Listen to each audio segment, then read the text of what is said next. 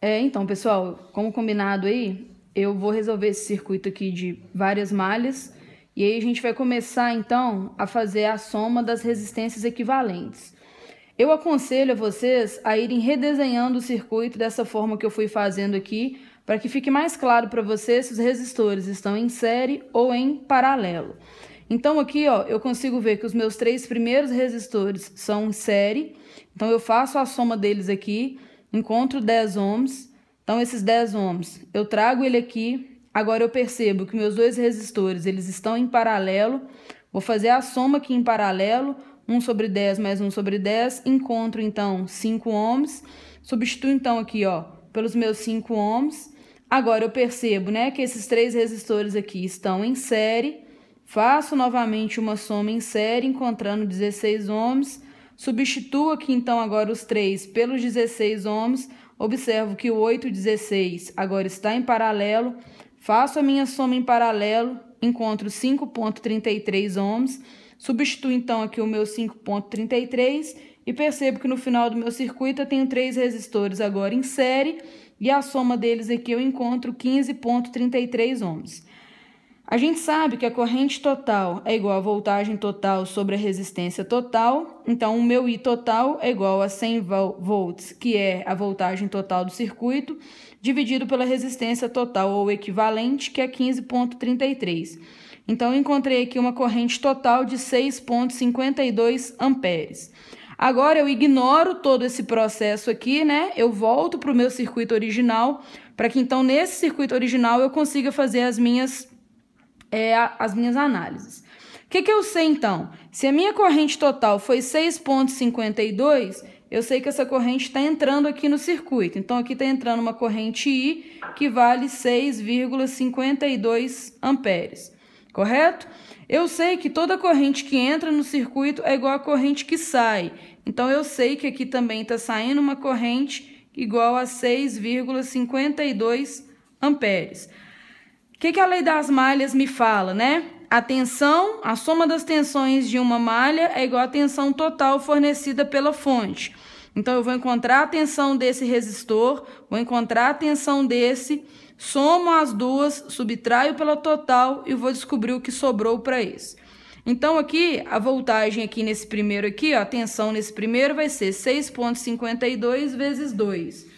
Encontrei um V aqui, então, de 13,04 volts. Aqui, o meu V vai ser 8 vezes 6,52. Então, encontrei um V aqui agora de 52,16 volts. Fazendo, então, 52,16 mais 13,04... menos 100, eu vou encontrar então a tensão que sobrou para esse aqui. Então, o meu V nesse aqui foi de 34,80 volts. Então, pronto, né? Descobri as tensões aqui em todos os resistores da minha primeira malha, agora eu consigo descobrir essa corrente aqui. Então, para eu descobrir a corrente, lembrando que corrente é igual a voltagem sobre resistência, então 34,80 dividido por 8, eu achei uma corrente I aqui igual a 4,35 amperes, correto? Então, eu tinha uma corrente aqui de 6,52, acabei de descobrir que para cá desceu uma corrente de 4,35, logo eu sei então que seguiu aqui para mim uma corrente I igual a 2,17 amperes, certo? Essa corrente de 2,17 amperes, ela passa por esse resistor, a partir desse ponto aqui, ó, ela volta a se dividir. Só que eu sei que assim como ela se divide aqui, a partir desse ponto, ela vai se somar novamente.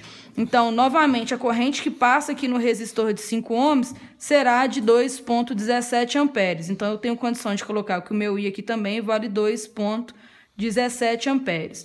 Então, agora na minha segunda malha, eu tenho esse resistor, esse e esse. Eu já sei as tensões desses dois, vou descobrir as tensões desses dois, e aí o raciocínio é o mesmo. Somando-se todas as tensões, o que sobrar em relação ao total vai vir aqui para esse resistor de 10 ohms. Então, aqui vai ficar 2,17 vezes 6, eu vou encontrar aqui um V igual a 13,02 volts.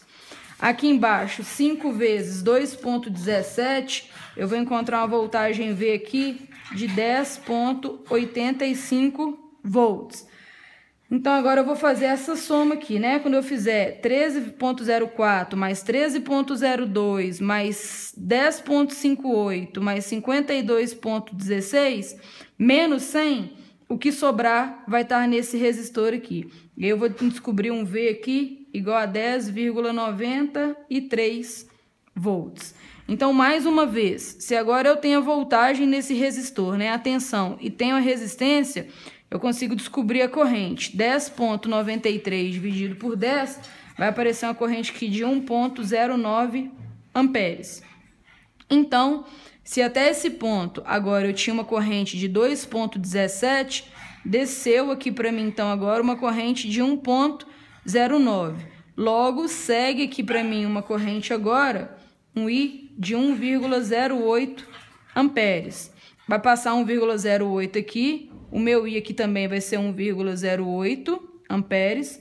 E o meu I aqui também vai ser 1,08 amperes, né? Porque o 4, o 1 e o 5 estão em série. Então, eles compartilham da mesma corrente. E aí, eu consigo, então, encontrar a voltagem deles, certo?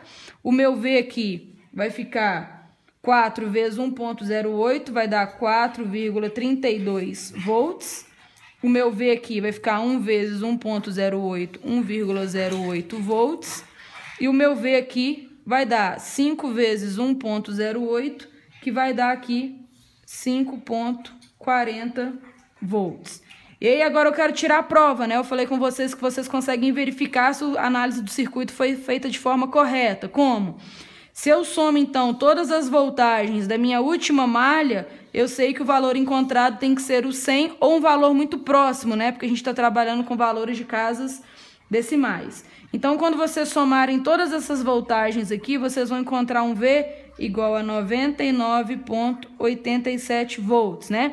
Somando-se 13,04, 13,02, 4,32, 1,08, 5,40, 10,85 e 52,16. Somando todas essas tensões da minha terceira malha, eu encontrei 99,87, que é um valor muito próximo de 100 volts, ou seja, né, bate todos os valores que eu fiz aqui. Então, dessa forma, eu encontrei todas as correntes que passam pelos meus resistores e todas as tensões gastas pelos meus resistores, ok? Então, tá aí a análise de circuito.